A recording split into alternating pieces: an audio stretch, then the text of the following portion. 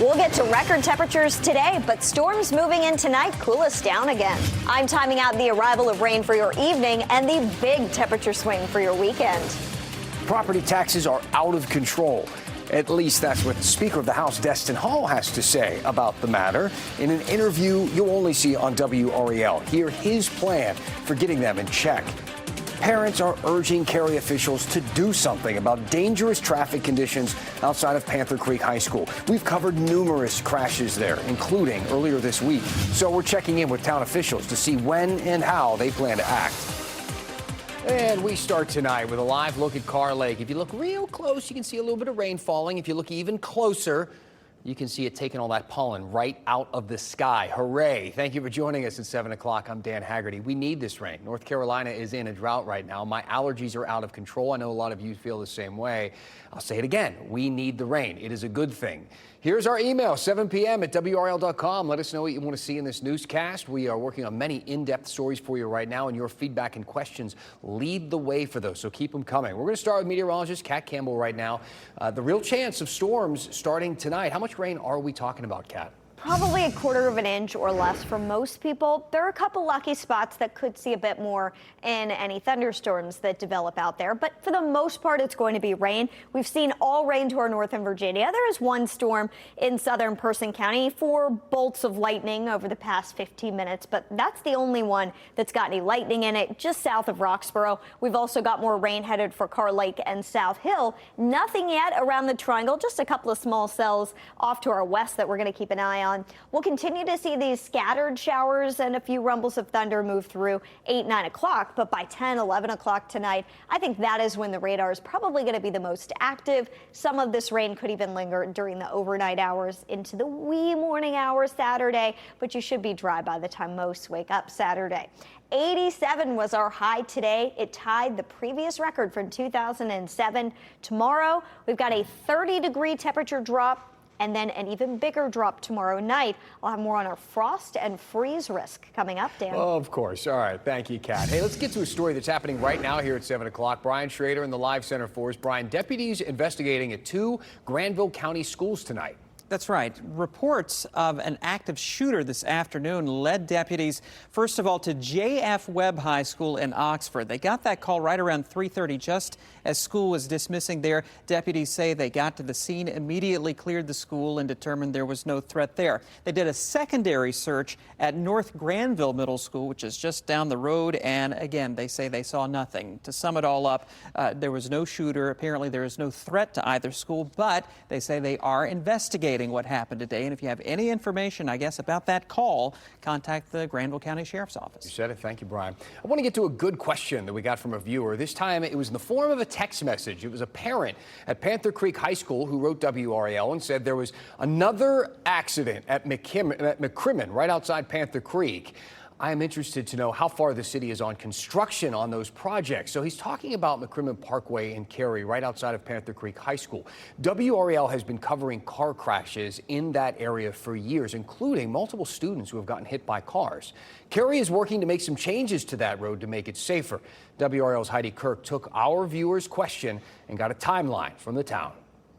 The speed limit is 35, but parents say cars fly by way faster outside Panther Creek High School. They say the worst times are during pickup and drop-off. So I decided to drive from the WRAL newsroom to Panther Creek High School right around the time that school gets out. That's around 2:15. And here's what I noticed. Traffic picked up right around the time students were crossing the street in an area without easy access to a crosswalk. They've clearly got it down to a science, but parents say it's dangerous. High speed, lot of traffic, and the kids crossing is very dangerous. Sarita Pamela Party has seen multiple accidents here, including one just this week involving a student. In November, we asked Cary Town officials what's being done to fix this problem. They said plans are in the works to add a traffic signal and another crosswalk. We checked in Friday, and a spokesperson says they are still designing those solutions. They say behind the scenes, work is being done, but there are many steps, and a final product may not be done until 2027. This is an urgent situation because it's not like 1 or 2 or 10 kids crossing the road. I'm pretty much sure like it will be like 20 plus kids crossing the road from this community, and it should be happening very soon. The action should be taken quick. Her concern is that one day they wish they'd done something sooner. Heidi Kirk, WRAL News, Cary. Thank you, Heidi. And this spring, the town of Cary, they say they're planning to host a session to present the progress on some of those safety improvements that they have planned for that area. Hey, if you're just getting to the news tonight, let's roll through some of the headlines for you. These are the 5 things you should know right now. A gun went off on a Go Raleigh bus this afternoon. Police telling us 4 people got into a fight when someone fired a shot. Somehow, no one was hit, which is great news. Police tell us this all happened in the northwest area of Raleigh. All 4 people involved ran off and have not been found. A Harnett County teacher is accused of bringing drugs and a weapon to school. 33-year-old Jocelyn MacArthur teaches at Overhills High School. Warrants show the drugs were marijuana and the weapon was a pink taser. MacArthur's in jail on a $100,000 bond.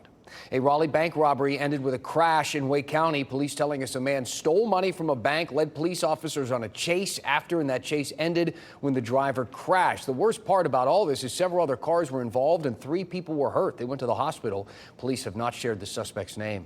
The North Carolina NAACP says it's thinking about an appeal now in that federal case over the North Carolina voter ID law. An official with the organization says they're still reviewing the ruling and they expect to make a decision soon. A federal judge upheld the state's voter ID yesterday, which has been the center of legal battles in North Carolina for years.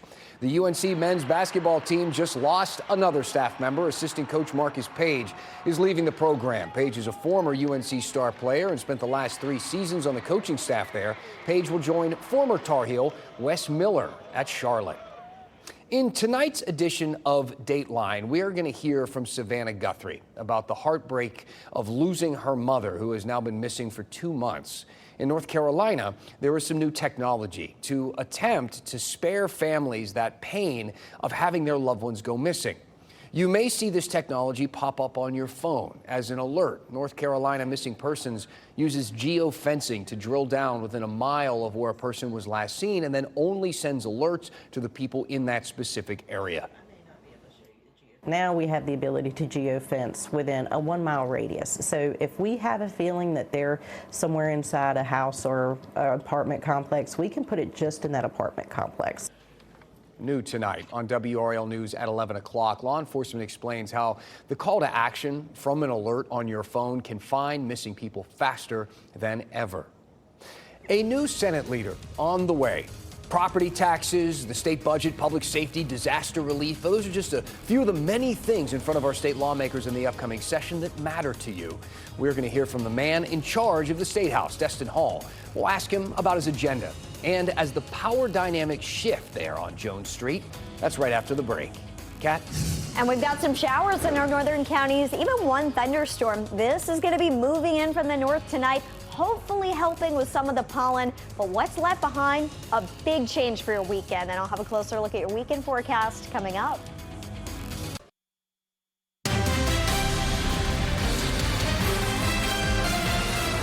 Here is what we're working on for you tonight on WRAL News at 11. Earlier in the newscast, we talked about that shooting on a Go Raleigh bus, and a viewer wanted us to tackle this story with the bus drivers in mind. Well, our team is listening, so we're talking about safety on city buses from the driver's perspective, and that is tonight at 11 o'clock.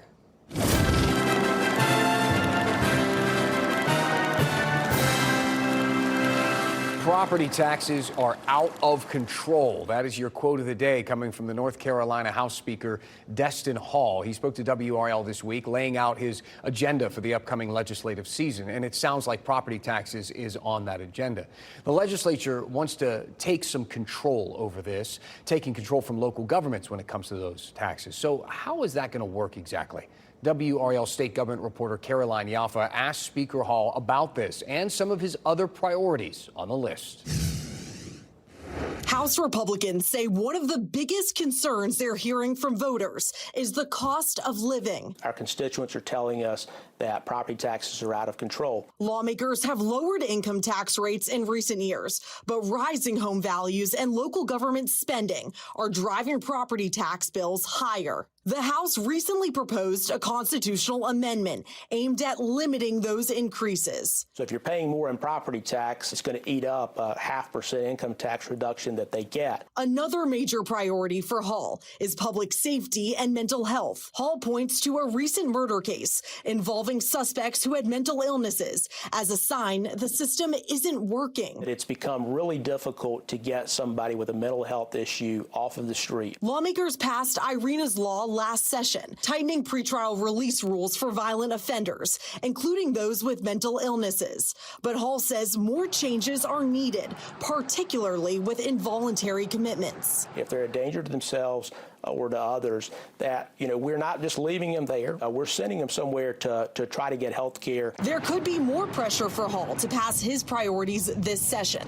Several Democrats who sided with Republicans in the past are leaving this year after primary losses. But Hall thinks he'll have enough support. How important is it to get the constitutional amendment on property taxes and your other priorities passed while they're still in the legislature? Well, I think the constitutional amendment is something that should really cut across party lines. I hope that when we come back, we're going to have 72 plus Republicans anyway. Hall says while property tax relief, public safety, and maintaining a Republican majority are key, his top focus remains passing a state budget. Caroline Yaffa, WRAL News, Raleigh.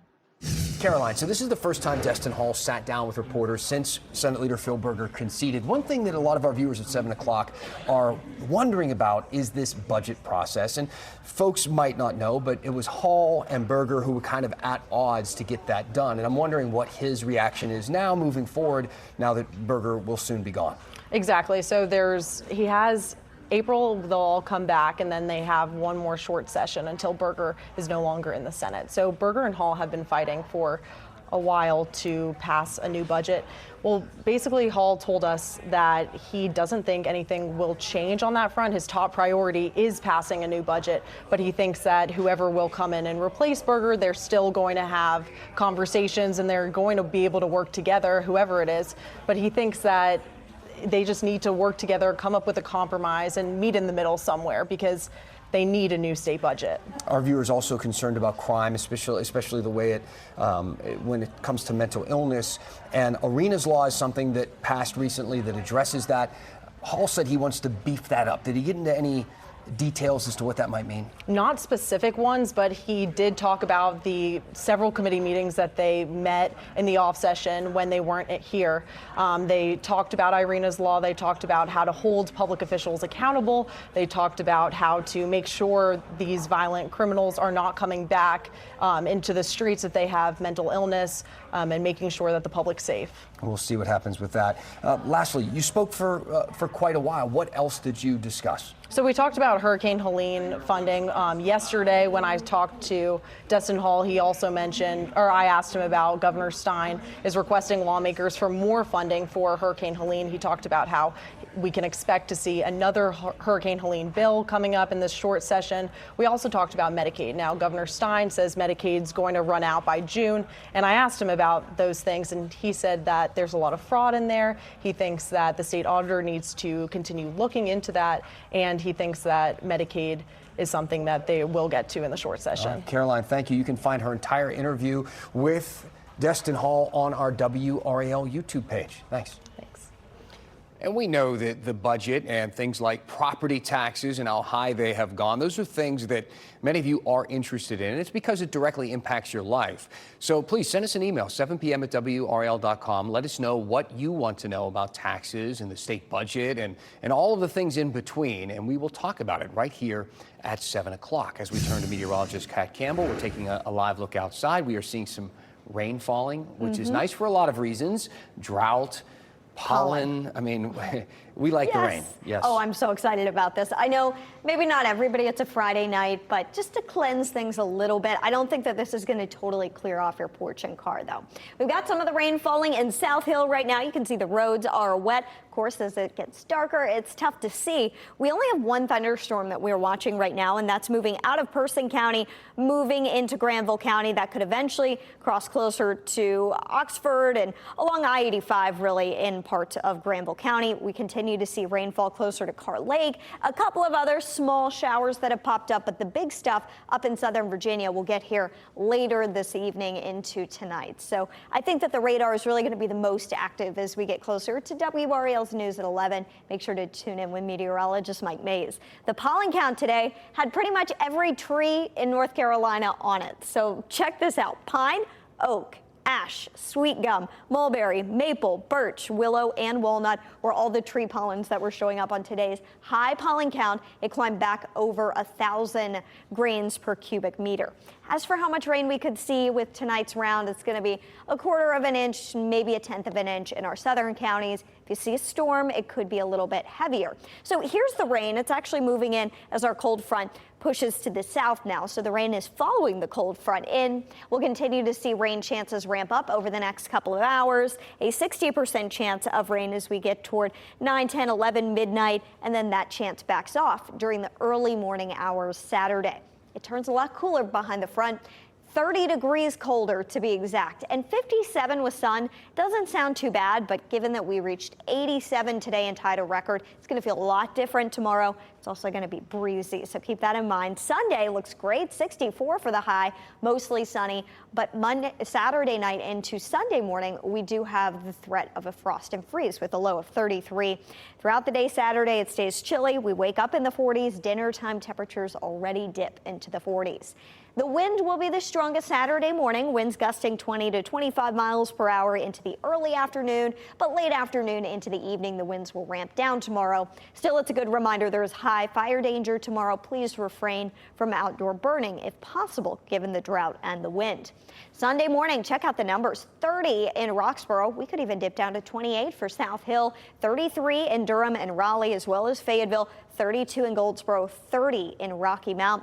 Make sure you protect your pets, bring them on inside, and protect your plants as well. You'll want to cover up any sensitive plants. Sunday will get a little bit warmer. It's less breezy. Highs range from the low 60s to the north and mid 60s to the south. It ends up being a nice end to the weekend Sunday, and then temperatures jump right back up thanks to a wind shift on Monday. 77. We jump to 82 for the Durham Bulls home opener on Tuesday. Should be a great time. We've got fireworks, and of course the Bulls are going to be around all next week. So if you are looking for something to do with your family during spring break and you're staying at home, might be something fun to do. It gets warmer next week, but that will also come with increasing rain and storm chances. Again, Dan, we need this rain. And you know what? I like that it's waiting until after first pitch for the Bulls. Sounds good. Thank you, Kat. NC State fans, tonight's trip into the WRAL archive is for you. I know it's been a rough week, so let's look back on some of the good old days in the 1980s. Your Friday moment of nostalgia after the break. All right, before we close out the week and get to your moment of nostalgia, we need to talk about the WRAL bracket pool for a moment because the standings have changed a lot after last night's game. Gerald Owens now in first place, knocked me out of the top 3. I'm not bitter, whatever. Brian Schrader is now in second. Amy Wilmoth is in third. Brian picked Iowa to go to the Final Four. Brian, can we bring you in for a moment? How do you keep doing this? You know, I seem to remember you did really well last year also. That's true. You know, when it comes to sports, Dan, I think of this video of my miniature schnauzer, Vivian, in the living room, running around chasing a green bean dangling from the bottom of a remote control helicopter. Throughout my career in broadcasting, whenever I'm talking about sports, I'm like a dog on its hind legs. I can do it, but not for very long, and it doesn't look natural. But after the past 2 years and the success, I think we can only assume that it's true. Brian Schrader is a basketball genius. Well, look, we got a couple games Thank left, you. Okay. Thank you. Look at the evidence. Unbelievable. How did you? I'll be in there in a minute. All right, now listen. I know it's been a rough week. Thank you, Brian. I know it's been a rough week for NC State fans. All right, the head coach ditched the team. The program is looking for a new leader now for the second year in a row. So, you know what, tonight, why don't we take a little trip? All right, let's go back in time to better days, back in the 1980s, when NC State's most iconic basketball coach was leading the way. We found a story I think you're going to like. It's in the WRAL archives from the days when Jim Valvano won the 1987 ACC championship. Always great to have you with us here at 7 o'clock on WRAL. Keep those emails coming, 7 p.m. at WRAL.com. This is your newscast. You help drive the content that we do here, the stories that we go in depth on. In the meantime, have a great weekend as we leave you with this, your Friday moment of nostalgia.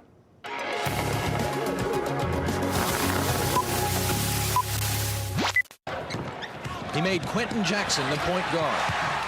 He moved Vinny Del Negro to shooting guard. He found a winning substitution pattern for the front court. He got a game from Chucky Brown that was strictly uptown.